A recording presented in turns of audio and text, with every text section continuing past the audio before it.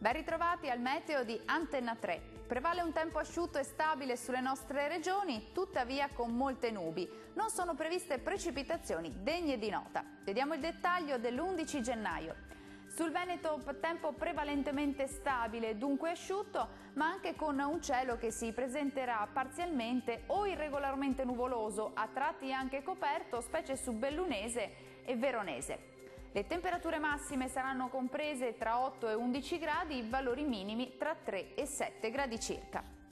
Spostiamoci ora a vedere che tempo farà sul Friuli Venezia Giulia. Anche sulla nostra regione il tempo risulterà asciutto un po' su tutti i settori, con ampie schiarite soleggiate, sia pure con presenza di diverse nubi a carattere irregolare. Vediamo che le temperature, le massime saranno comprese tra 10 e 12 gradi, valori minimi tra 4 e 5 gradi circa. Concludiamo infine con uno sguardo al Trentino Alto Adige.